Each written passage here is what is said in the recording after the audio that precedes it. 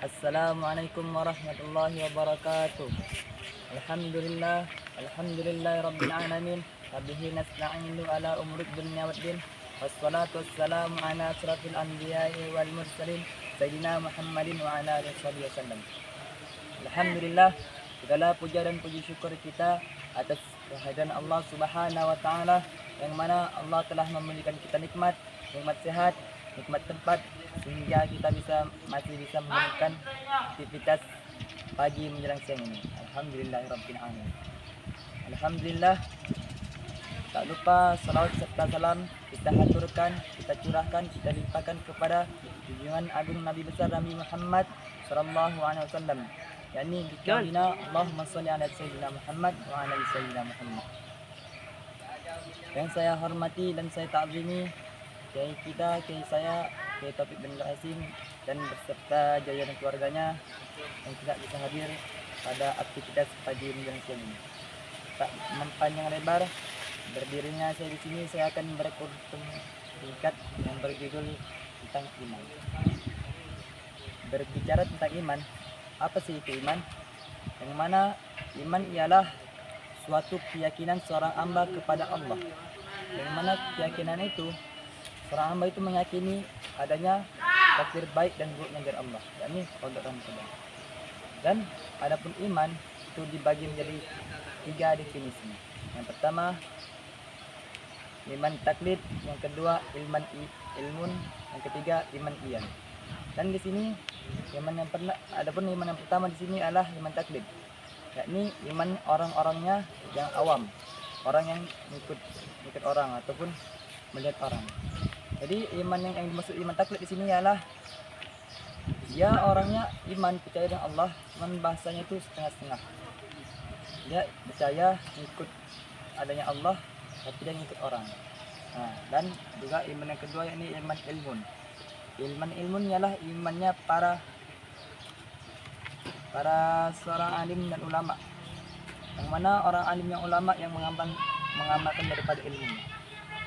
Yang dimaksud ilmun ialah yang mana seorang ulama yang mengamalkan daripada amal-amalnya. Dan yang ketiga yakni iman iyan.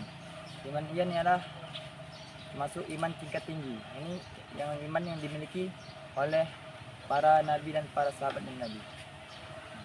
Dan adapun Allah Subhanahu wa taala berfirman dalam Quran surah Al-Mu'minun juz 18 ayat 1 sampai 2 yang berbunyi qala Allah ta'ala fi kitabil karim a'udzu billahi minasyaitonir rajim bismillahirrahmanirrahim qad aflahal mu'minun alladzina hum fi salatihim khashi'un, yang artinya sungguh beruntung bagi orang-orang yang beriman, dan yang kedua yaitu orang-orang yang khusyuk dalam salatnya. Nah, dari sini Allah katakan dalam Quran kabar gembira bagi orang-orang yang beriman. Allah mengatakan sungguh beruntung orang beriman. Kenapa? Karena orang-orang yang beriman lah orang-orang yang mendapat petunjuk dari Allah Subhanahu wa taala, petunjuk yang lurus, dan yaitu orang-orang yang khusyuk dalam salatnya. Nah, dan adapun hadis ataupun perkataan ulama mengatakan dalam sebuah kitabnya, yakni diambil dari Babul Hadis yang berbunyi man dakhalal qubra bila zadin fakannama rakibal bahra bila safinatin. Barang siapa masuk kubur dalam kurung tanpa membawa iman, maka ia bagaikan mengarungi samudera tanpa kapal. Dan ada juga sebagian hadis Nabi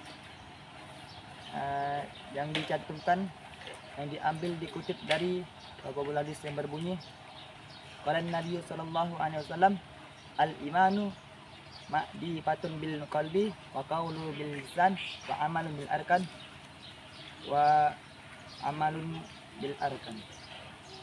Yang artinya iman ialah mengetahui dengan hati dan mengucapkan dengan lisan dan beramal dengan anggota-anggota badan. Nah, jadi di sini iman itu dibagi 3 lagi kata Nabi.